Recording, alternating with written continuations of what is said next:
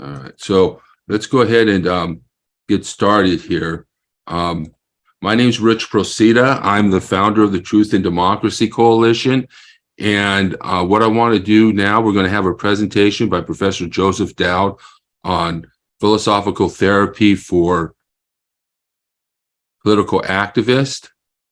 But first, I want to tell you a little bit about the Truth and Democracy Coalition, and then tell you about some of our upcoming events. So the Truth and Democracy Coalition was formed to build a pro-democracy movement in America. We educate the public about disinformation, teach people to be critical of the propaganda they consume, and provide critical analysis of current events and social issues. We produce media, educational materials, hold seminars and meetings, work with other organizations, organize events and activity, all geared toward building a pro-democracy movement in America. And the coalition seeks to build communities of people of different faiths and ideologies to defend and promote democracy locally, nationally, and globally.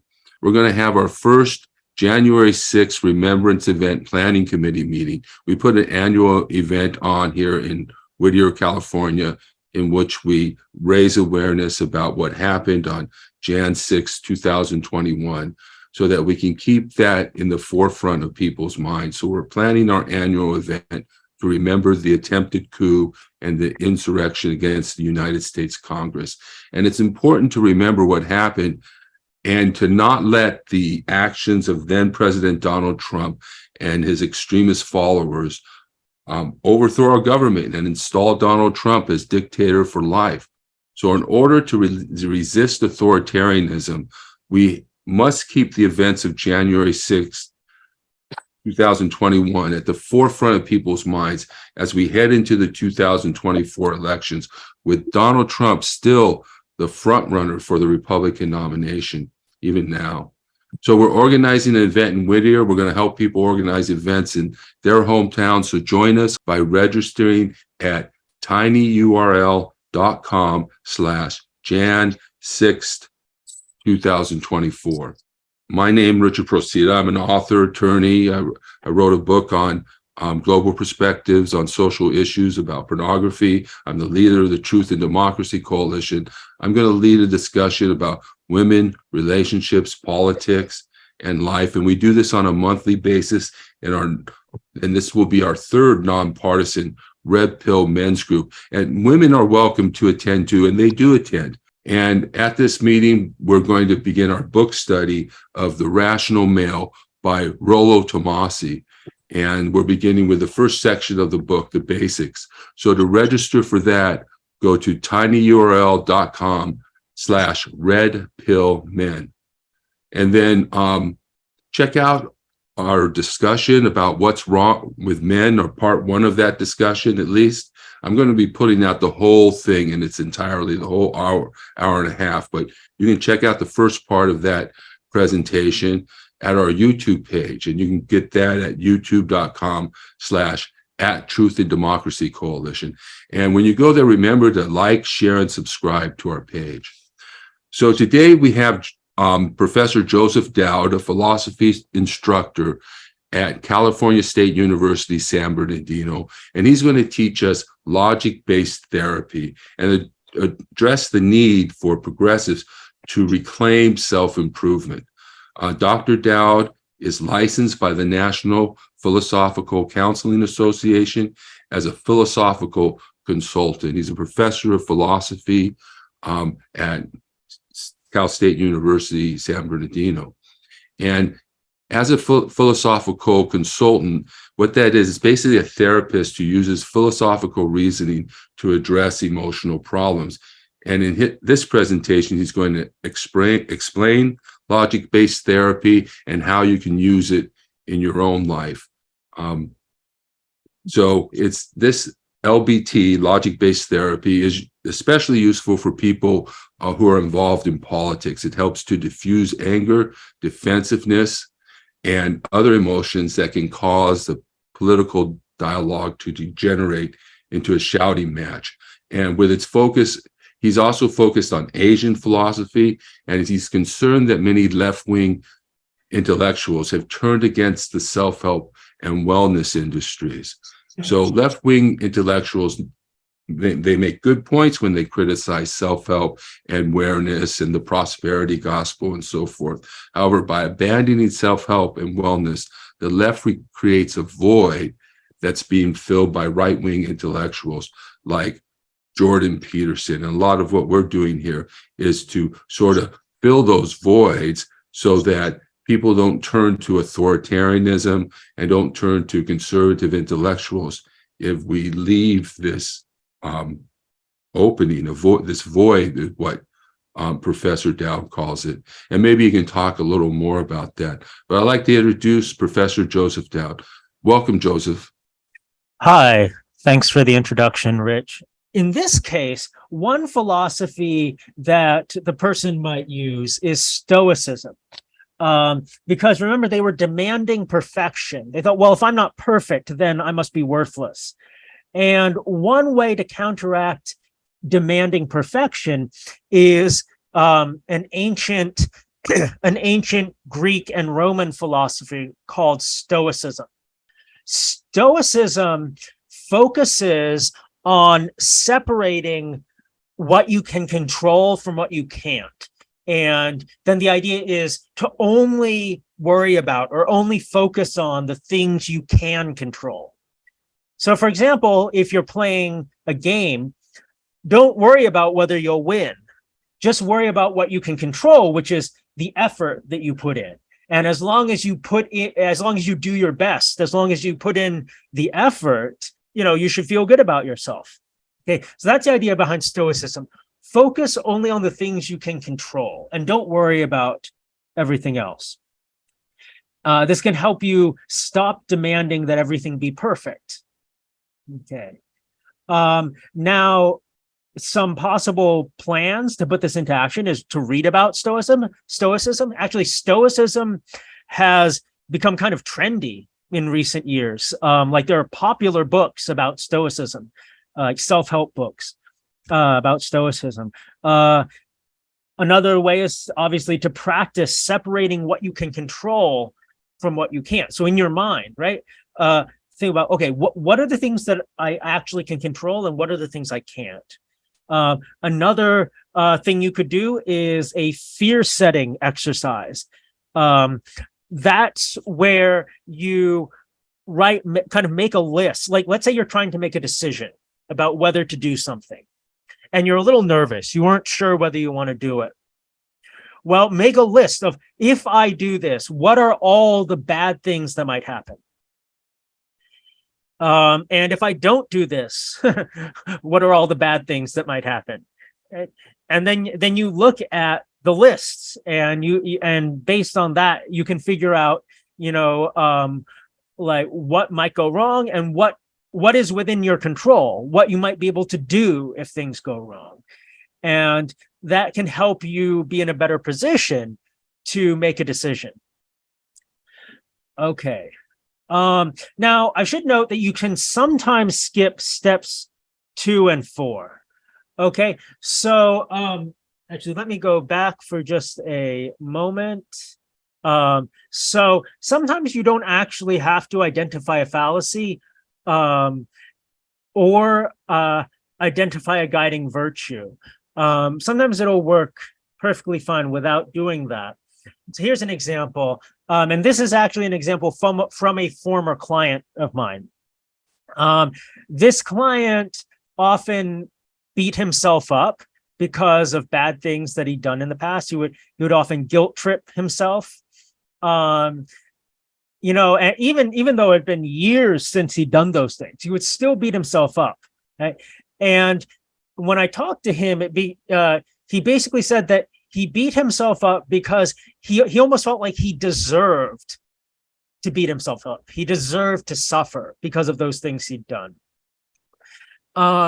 And so in this case, the object of his guilt was that he did bad things, and the reaction was thinking that he deserves to suffer. Okay, so the rule in this case would be, if I did bad things, then I deserve to suffer forever. Because remember, he kept beating himself up forever, right? the report was I did bad things, and the conclusion is therefore I deserve to suffer forever. Now, we could identify a fallacy in that reasoning, but we don't really have to. We could just refute a faulty step in the reasoning. For example, we could refute the rule. The rule says, if I did bad things, then I deserve to suffer forever. And when I was talking to him, I said, okay, suppose that someone commits a crime. Like, let's say they steal something. Do you want that person to be punished forever? Like for all eternity? And he said, no. And I said, why not? And he said, well, because the punishment should fit the crime, right? So in other words, the punishment should be proportional to the crime. And well, that shows this rule can't possibly be correct, because if you did bad things, then that doesn't mean you should suffer forever. You should only suffer as much as you deserve, right? Not forever. Okay. Now we could go with step 4, but we can also just skip to step 5, adopt a philosophy to counteract the faulty step. So the rule again is, if I did bad things, then I deserve to suffer forever. And we saw that this rule is flawed. So what's a philosophical view or theory that you could adopt to counteract this rule, to act as an antidote to this rule? Well, in this case, it could be proportionality, right? The idea that the punishment should fit the crime. The punishment should be proportional to the crime. By adopting this philosophy, you can counteract this rule. Okay, so the idea is that whenever you find yourself thinking, whenever you find yourself, beating yourself up over things you did in the past, you want to ask yourself, okay, have I already suffered enough? Do I still deserve to suffer? Or maybe have I suffered enough and beating myself up more would be disproportionate? And finally, make a plan of action. So in this case, if the philosophy is proportionality, then the plan might be, step 1, notice when you feel guilty about a past action.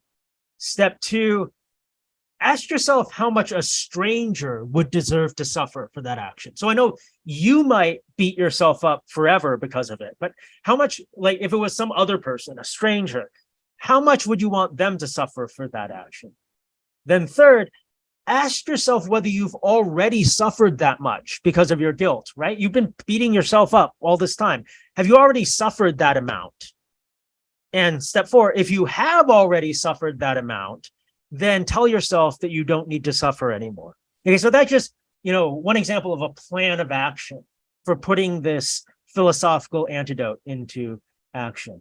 Okay, so before we get to the Q&A, I would like to see if anyone wants to volunteer to kind of so that I can walk through this process with them, kind of show you how it's done. Now, in order to volunteer, you need to have in mind a specific emotion that you struggle with. Now, it can be related to politics or not. That's up to you. The examples I've given so far haven't been related to politics. Your example can be political, or it doesn't have to be. And it needs to be something that you would be willing to discuss in front of an audience. I mean, normally, if I were to do LBT with a client, it would be 100% confidential, right? I'm not supposed to do this, in public, but for the purposes of this presentation, you'll be doing this in front of an audience. So, does anyone want to volunteer? Rich, are we getting any volunteers? I like the socialism idea. But sorry, this is Brian. Oh, Brian, hello. You like the Stoicism? You mean? Right, I didn't fully comprehend what you were saying, but the term caught my attention. Yeah, So, yeah. Go ahead. so that would be somebody kind of festering in your thoughts or something. I don't know. Is it kind of my interpretation? Oh, wait, sorry. What are you Where talking you, about Stoicism?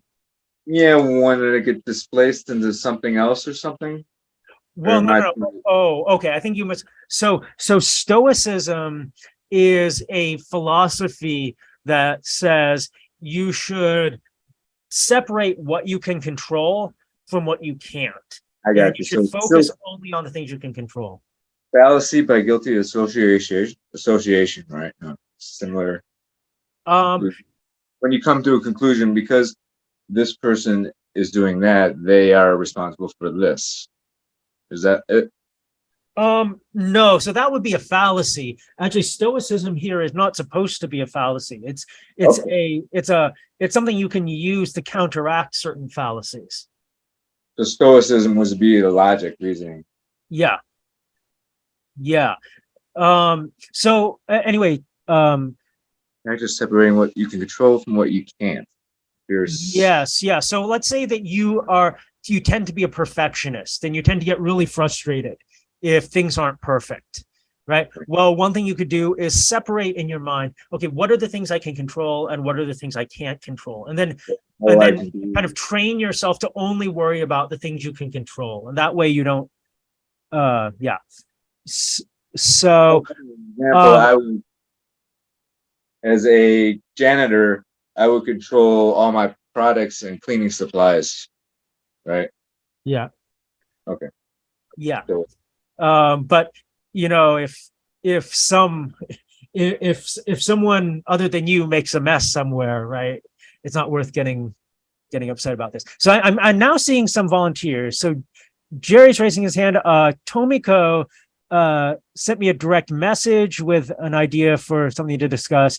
Cassandra says in the chat that that there's some thoughts on this. So Tomiko got a message in first.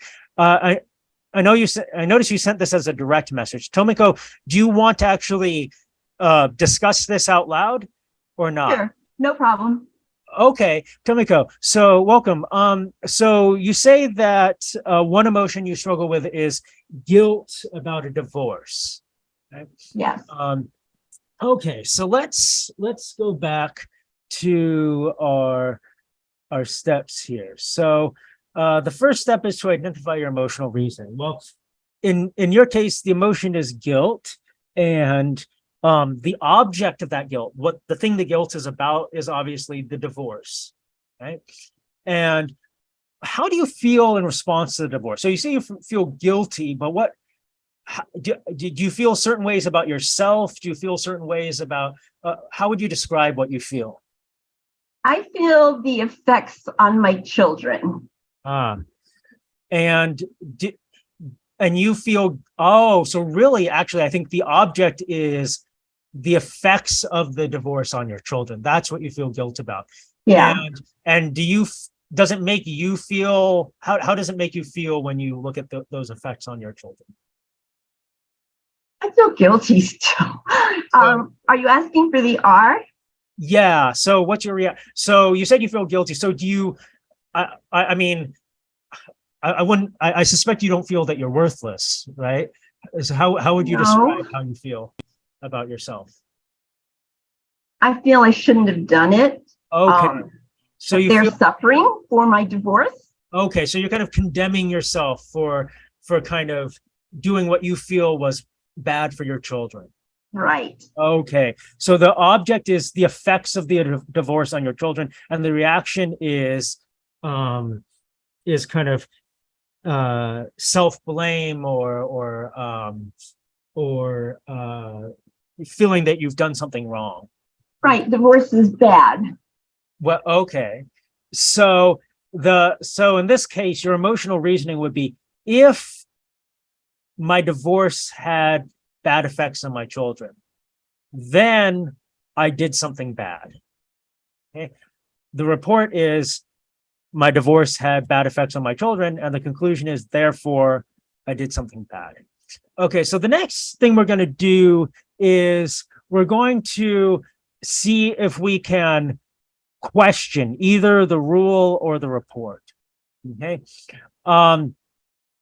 Now, we could try to look for a fallacy that you're committing, but let's just look directly at the rule and the report and see if we can find a flaw. So the report is my divorce had a bad effect on my children. Now, is that really true? So why do you think the divorce had a bad effect on your children? They didn't have a male role model Oh, okay. growing up. But has it actually, I mean, yes, it is good if children have a male role model, but have you actually noticed any bad effects on them as a result of the divorce? Like, did they end up having any behavioral problems or any? Yes. Yes, two of them did. One of them did not, because she was only 2 years old when we divorced. So two of them had a bad result. One was extreme anger, and the other one was acting out. Okay. Did they tell you that it was because of the divorce? They didn't tell me that. No, I reasoned that. I gave the anger, I ascribed it to the divorce, and the acting out, I ascribed to the divorce. Okay. Well,